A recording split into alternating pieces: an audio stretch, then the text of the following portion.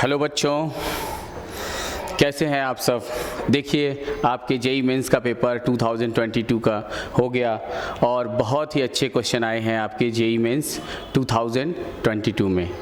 तो आइए चलिए कुछ क्वेश्चन जो है जितने अभी तक मिल पाए हैं उन सभी क्वेश्चंस को सॉल्व करते हैं और देखते हैं कि क्या किस लेवल के क्वेश्चन आपके एग्ज़ाम में पूछे गए हैं।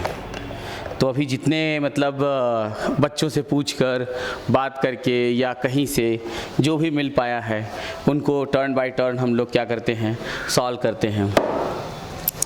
तो देखिए जो है आपका एक क्वेश्चन है कि क्या बोलता है कि at a height h above the surface weight of the person is becomes 1/3 find the height. ठीक है, देखिए ये हो गया JEE Mains Mains 2022। Okay, JEE Mains 2022 का ये पेपर है और हम लोग सॉल्व करने जा रहे हैं फिजिक्स। हम लोग बात करेंगे किस पर, केवल फिजिक्स के पेपर पे, क्योंकि अपनी एकेडमी फिजिक्स के लिए है। This is Maxwell academy for physics in Jalgaon. और लगभग मैक्सिमम जलगांव के लोग मुझे जानते हैं। मेरा नाम आशीष कुमार पाठक। आ जाओ हम लोग बात करते हैं क्वेश्चंस पे। Eight a height h above the surface weight of the person is 1/3। Okay, तो आइए 1 by 1 करके देखते हैं। तो यहाँ पे आपका क्या बताता है कि किसी एक पर्सन की जो हाइट है सरफेस ऑफ अर्थ पर, हाइट मतलब उसका मास जो भी रहा होगा, वेट क्या रहा होगा, weight is equals to mg at surface of earth. और किसी हाइट h पे जाने पर जो वेट हुआ, weight of the person is 1/3 times of the means w dash by w is equals to क्या बोल रहा है वो 1/3। तो implies that w dash is equals to, हम मैंने क्या मान लिया, mg dash upon mg is equals to 1/3। ये कट गया, मतलब हमारे पास है g डैश बाई g की वैल्यू कितनी है 1/3। अभी g की वैल्यू क्या होती है, small g is equals to g/m by r square. ऐसा होता है g/m अपान r स्क्वायर। और किसी हाइट h पर g dash is equals to g/m upon r plus h of whole square. तो यहाँ से जब आप ये इनका रेशियो ले लेंगे g dash by g is equals to, ये आ जाएगा क्या, h upon r plus h of total of whole square. और g अपान g डैश की वैल्यू क्या बता रहा है, तो h upon r plus h whole square is equals to g dash by g की वैल्यू कितनी है 1/3। तो ये मिल गया हमें 1/3 मिल गया। ओके बच्चों, अब हम लोग स्क्वायर निकाल देंगे, h upon r plus h is equals to 1/√3। आप क्या कर दो, इसका क्रॉस मल्टीप्लिकेशन कर दो, तो क्या मिला हमें, √3 times of h is equals to r plus h। और क्या हो गया, h को कॉमन ले लिया, √3 - 1 इज इक्वल्स टू r। और r की वैल्यू 6400 किलोमीटर होती है। तो यहाँ से h is equals to 6400 into 10⁻³ metre में हो गई। और ये √3 की वैल्यू 1.73 -1 तो 0.732 ऐसा हो जाएगा, है ना। तो ये हमें मिल गया। ओके, तो यहाँ से हमें मिल गया क्या, h is equals to means g dash by g is equals to r upon, ओहो थोड़ी सी मिस्टेक हो गई, ये मैंने जो h लिख दिया यहाँ पर क्या है r। वही मैं सोच रहा हूँ, ये r and this is re, this is re। okay, after solving we get, अभी ये क्या मिलेगा, मतलब √3 ऑफ re, और ये इधर आ गया re, तो re कॉमन हो गया, है ना। यहाँ क्या बच गया आपका डायरेक्ट h और ये RE, तो ये आपका डायरेक्ट हो गया h is equals to 6400 into 10⁻³ multiplied by 0.7321। Multiply कर देंगे हम लोग, आंसर आ जाएगा 4.68 इंटू 10⁻³ और ये 6 कितना हो गया, ये मीटर। ये एक आंसर हो गया। ओके, तो आपने देखा कितना इजी क्वेश्चन आया था। ऐसा लग रहा है जैसे कि बहुत ही इजी, मतलब अगर जिस बच्चे को एनसीईआरटी की बहुत अच्छी प्रैक्टिस है तो वो पूरे के पूरे पेपर को आसानी से सॉल्व कर सकता है।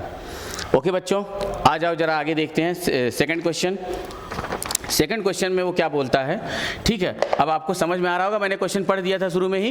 क्वेश्चन में क्या बोलता था, क्वेश्चन में क्या बोला था, एक बार फिर से बात कर लो क्वेश्चन पे, अगर आपको जरा भी डाउट होता है तो इसमें बोलता है कि at a height h above the surface weight of the person becomes 1/3, find height. तो यहाँ आपको मिल गया।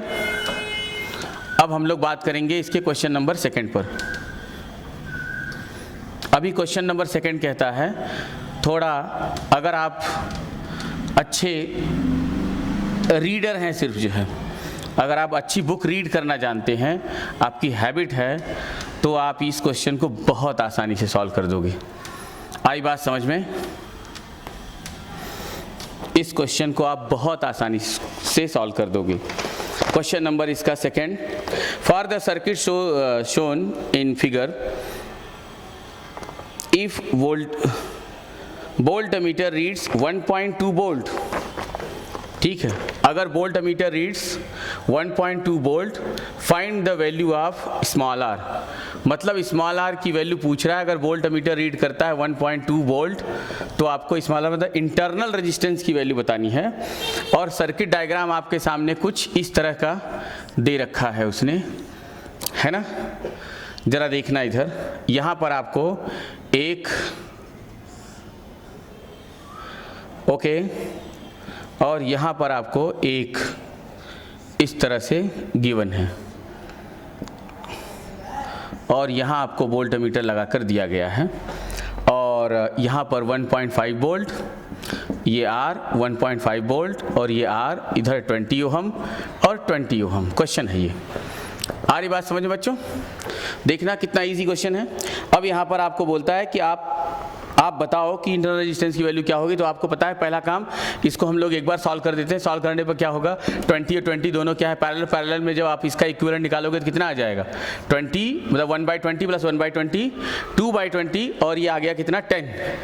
और दोनों ये जो बैटरी है ये पैरेलल में है तो वोल्टेज कितना शो करेगी उतनी, लेकिन रेजिस्टेंस उसका क्या हो जाएगा R/2।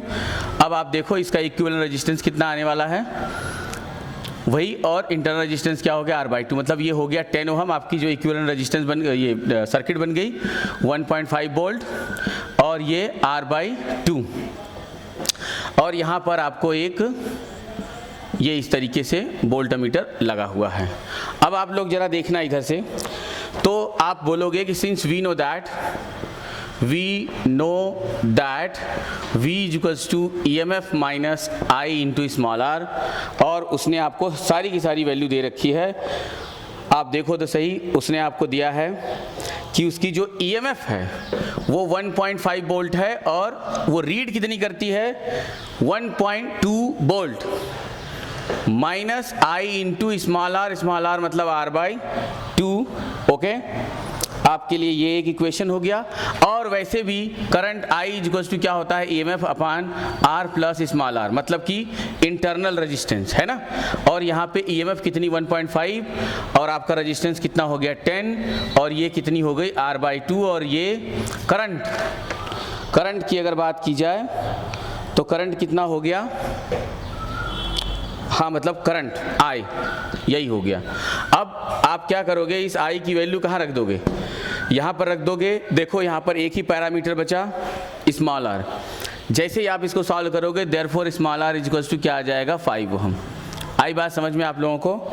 देखा आपने, बहुत इजी क्वेश्चन है, एक एक लाइन के, मतलब अगर आपको बेसिक्स की जानकारी है, अगर आपकी एनसीईआरटी लेवल बहुत अच्छी है तो आपके लिए बहुत ही आसान है। मतलब कि इस लेवल तक जाने के लिए, इस तरह के क्वेश्चन को जानने और समझने और सीखने के लिए कोई बहुत बड़ी बुक को अगर आप ना भी सॉल्व करें तो भी ये सॉल्व हो जाएगा, लेकिन अगर आप कर लेते तो और अच्छी बात है। तो हो गया, आ गया आंसर। देखो ये कितना हो गया आंसर, आपका ये आंसर हो गया 5 ओहम।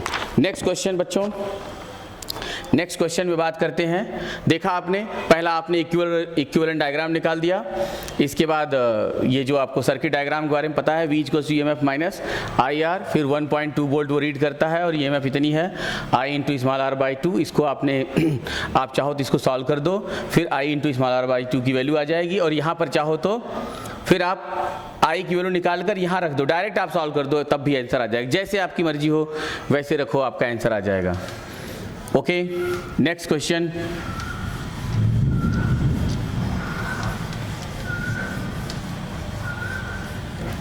अब आप लोग देखो, इसके बाद, अच्छा इसके बाद है आपका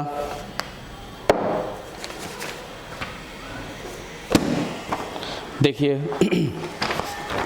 एक क्वेश्चन है प्रोजेक्टाइल मोशन। पहले आ जाओ यही कर लेते हैं लाइट का। ओके, तो लाइट वाले क्वेश्चन में क्या रहा है, find the effective focal length in the given combination the two biconvex lens of focal length 10 centimeter and refractive index 1.5 are kept in contact with soap between the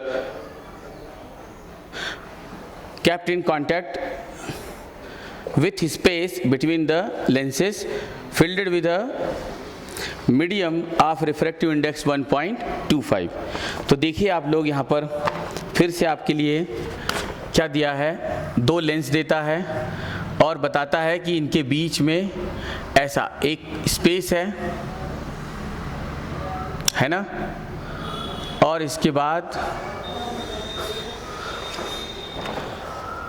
आपको पहली वाली जो लेंस है उसकी क्या फोकल लेंथ बता रही है, कितना 10 सेंटीमीटर।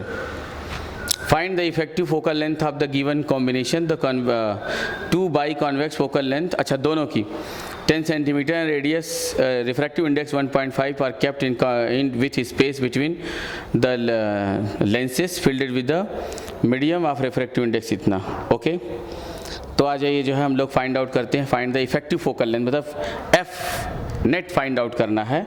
तो जैसा कि आप लोग जानते हो कि अगर हम लोग इफेक्टिव निकालना है, F effective equals to 1/F1 plus 1/F2 plus 1/F3, मतलब अगर 3 रखा होता 3, 4 रखा होता 4, ऐसा डॉट डॉट सो ऑन, ये फार्मूला होता है। अभी जितना है उतने के लिए करेंगे।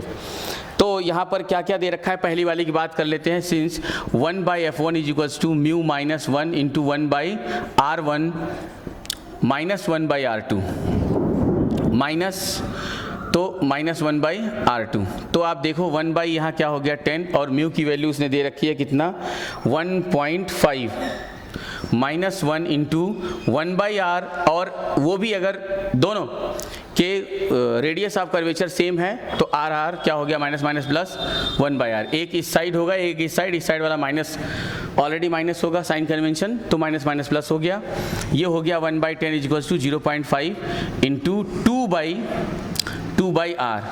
तो आप देखोगे 0.5 को 1/2 लिख सकते हो, 2 से 2 कट गया, therefore R is equals to क्या आ गया 10 सेंटीमीटर। आपको ये पता चल गया कि इसकी रेडियस ऑफ कर्वेचर क्या है 10 सेंटीमीटर। तो आ जाओ दूसरे वाले की बात कर लेते हैं। दूसरे की सेकंड वाले की फोकल लेंथ क्या है, 1/F2 is equals to mu minus 1 into 1/R1 minus 1/R2।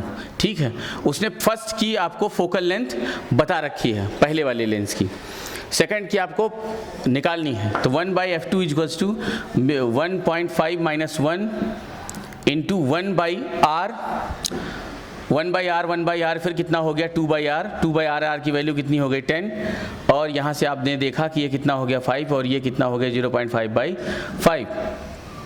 अब ये कितना आएगा, मल्टीप्लाई कर देते हैं 10 से, तो ये हो गया 5/50 कटा, और ये कितना आ गया 10। तो F2 is equals to already कितना हो गया आपका F2, अच्छा इसमें एक हमारा जो है R1 क्या है पॉजिटिव, और इसकी जो मतलब कि फोकल लेंथ होगी वो इसके लिए क्या हो जाएगी, मतलब एक साइन क्या आएगा, माइनस साइन यहाँ आ जाएगा, माइनस और माइनस, तो ये माइनस हो जाएगा, मतलब कि ये फर्स्ट वाला ही माइनस हो जाएगा। तो क्या आ गया ये, मतलब ये अपना 0.5 इंटू माइनस इतना, तो क्या आने वाला है ये, मतलब कि ये F2 is equals to filled with medium. तो जो ये मीडियम है इसकी रिफ्रैक्टिव इंडेक्स तो इधर आ जाएगी R1 माइनस R2 प्लस, तो जो मीडियम है मीडियम की रिफ्रैक्टिव इंडेक्स 1.25। तो जब हम लोग इसे सॉल्व करेंगे तो ये आ जाएगा 0.25 इंटू 2/10 मतलब 1/5, और ये हो जाएगा फिर कितना, मतलब ये हो जाएगा ये 25/500, 25/500 और ये 20। तो F2 की वैल्यू आ गई कितनी, -20। देखो ये माइनस और माइनस माइनस, -20 सेंटीमीटर। अब आ जाओ अपने मेन फार्मूले पे, तो ये कितना बता रहा है, 1/F is equals to, therefore 1/F is equals to 1/F1 plus 1/F2, और ये कितना दे रखा है, और एक लास्ट वाला, तो ये कितना आ रहा है, 1/F1 की वैल्यू कितनी है 10, और ये जो हमने निकाला ये कितना आ जाएगा 20, 1/20, और फिर से वही 1/10। एलसीएम कितनी हो गई 22 -1 + 2 4 1 3/20 implies that F equivalent is equals to 20/3 centimetre. है ना बच्चों, देखो थोड़ा सा मौसम भी अलग है, बादल गरज रहे हैं, तो आपका इक्विवेलेंट फोकल लेंथ कितना हो गया 20/3। ठीक है बच्चों, थोड़ा सा कंसंट्रेशन के साथ साथ आपको करना होगा, ऐसा रैंडमली आप जल्दी अगर ऐसा करेंगे तो थोड़ा सा जो है कहीं ना कहीं मिस होने के चांसेस है। थोड़ा आपको ध्यान देना होगा कि जो है ये मीडियम वाला, अगर आप इसे देखें तो इसका कैसे आ रहा है, इसकी जो इस कर्व को लेंगे तो इस तरफ जाएगा, और इस वाले को इस, तो ये जो R2 है ये प्लस है, मतलब R2 की साइन चेंज नहीं होगी, R1 ही माइनस है, तो माइनस माइनस, इसलिए -2/R, और R की वैल्यू रेडियस ऑफ कर्वेचर हमने निकाल लिया है, इन सब की रेडियस ऑफ कर्वेचर सेम है, और थर्ड वाले के लिए कुछ करने की जरूरत नहीं, 1/10 हो गया, सॉल्व कर दिया, कितना आ गया 20/3। ठीक है, अब आ जाओ बच्चों, एक नेक्स्ट क्वेश्चन है प्रोजेक्टाइल मोशन का। प्रोजेक्टाइल मोशन में क्या कहता है कि a particle is formed with a horizontal velocity, a projectile is formed with a horizontal velocity 25 meter per second if the range of the projectile is 75 meter, find the angle of projection of the projectile। तो आपको angle of projection find out करना होगा। Okay बच्चों, तो देखिए जरा सा, अगर यहाँ से आप देखिए इसको,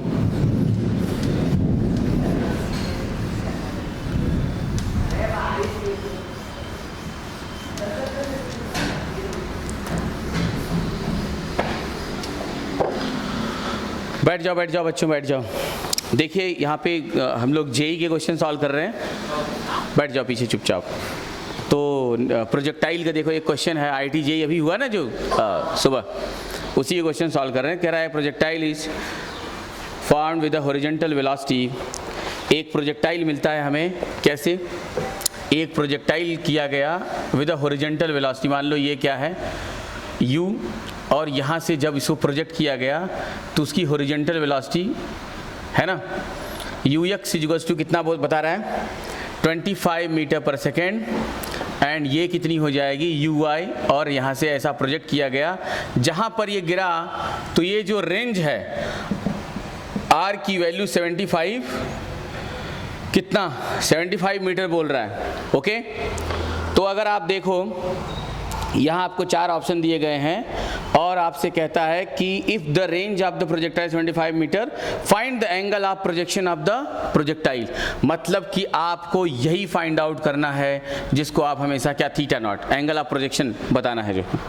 तो अगर आप यहाँ से देखो तो since tan theta not is equals to क्या हो जाएगा ui बाई ux हो गया ना, ये दिख रहा है ना बच्चों, ये ऐसा दिख रहा है। तो theta not is equals to क्या होगा tan इनवर्स क्या ui बाई ux हो गया, काम खत्म।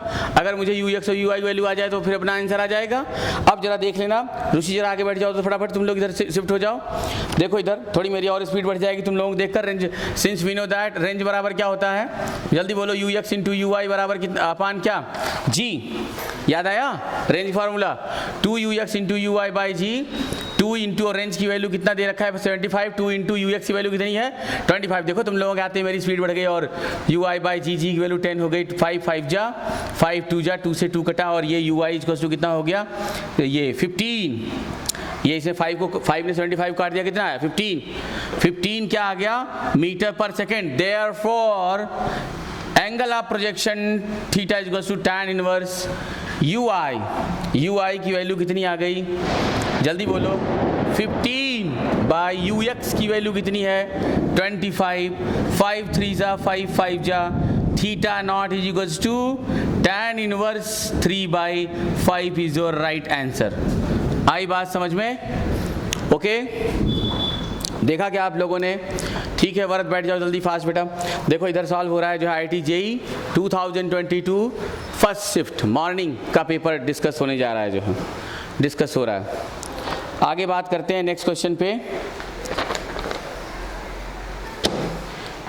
ठीक है आगे देखते हैं आगे क्वेश्चन में क्या बोल रहा है ये कि बहुत ही सरल क्वेश्चन है, क्या बताऊं जो है वेरी सिंपल प्रॉब्लम।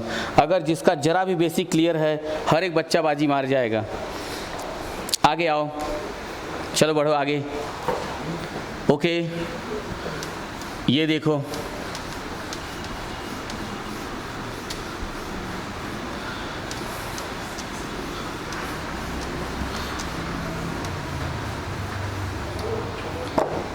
ओके बच्चों जरा देखना, कह रहा है कि अ ball is thrown vertically upwards from a tower and reaches the ground in 6 second. देखा ऐसे एनसीईआरटी में ढेर सारे क्वेश्चन थे लेसन फर्स्ट में ही। अगर कोई अच्छे से अपना एनसीईआरटी लेवल सॉल्व करता है तो समझ लो कि उसका कल्याण हो गया। समझ गए ना जो है। देखो बारिश स्टार्ट हो गई, क्या बताता है इसमें कि एक किसी टावर के ऊपर से क्या किया गया, किसी एक ऑब्जेक्ट को थ्रू कर दिया गया, फेंक दिया गया। ओके फेंका गया और वो नीचे गिरा, कितना लगा 6 सेकेंड। और फिर कहता है कि उसी हाइट से जब उसको, चलो मान लिया कि हाइट कितनी है h, जब उसको ऐसा नीचे फेंक दिया गया तो जब वो नीचे आया तब उसको कितना लगा 3 सेकेंड 1.5 सेकेंड। फिर से सुन लो, a ball is thrown vertically upward from a tower and reaches the ground in 6 seconds. Another ball thrown downwards with the same position with the same speed reaches the ground in 1.5 seconds. The time taken by the ball to reach the ground if the drop from the same height is, अगर same height से ball को drop किया जाए तो कितने time में गिरेगा। तो पहला वाला केस जब वहां से फेंका तो नीचे गिरा। चलो मान लो initial velocity y minus y not is equal to क्या ui into t minus 1/2 GT square. याद आ रहा है क्या? तो फिर वही हम लोग formula y minus y not is equals to ui t plus 1/2 ay into t square. समझ में आ रही मेरी बात? y मतलब फाइनल पोजीशन क्या हो गया 0 और ये कितनी हो गई minus h is equals to कितना ले लिया। मान लो उसने किसी वेलोसिटी u से फेंका और कितना टाइम लगा 6 सेकेंड माइनस 1/2 g इंटू ये कितना हो गया 6 जा कितना हो गया 36। ये equation number 1 and again h is equal, जब नीचे फेंका उसने, अच्छा जब उसने नीचे फेंका तो फाइनल पोजीशन 0 और ये भी क्या हो जाएगा minus h is equals to कितनी वेलोसिटी से कह रहा है? Same, u into 1.5 minus 1/2 into g into 1.5 का होल स्क्वायर। समझ में आ रही मेरी बात?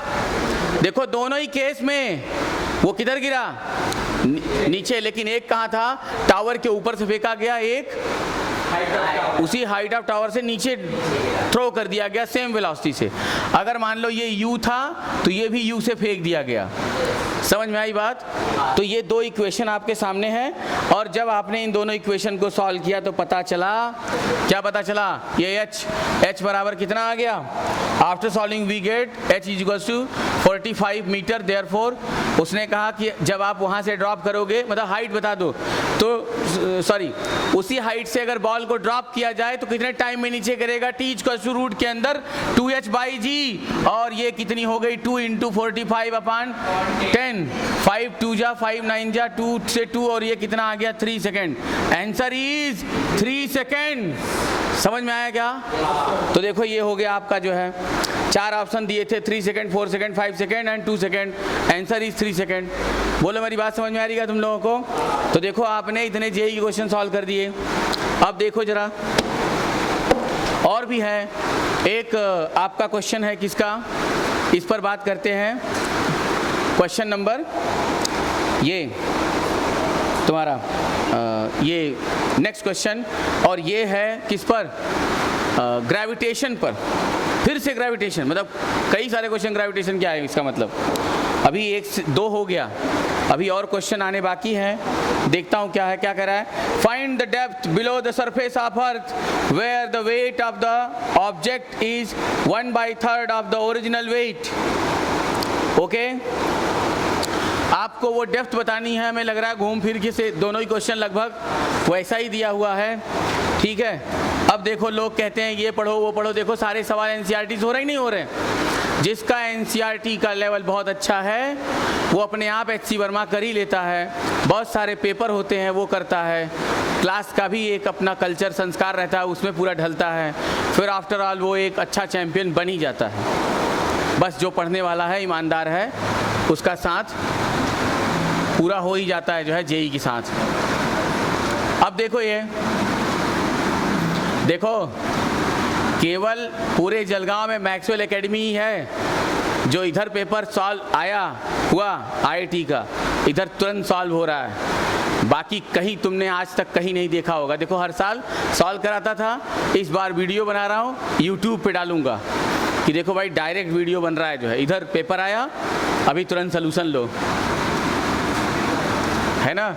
भले ही बारिश आए, भले ही कुछ हो, लेकिन हमें हमारा काम करना है।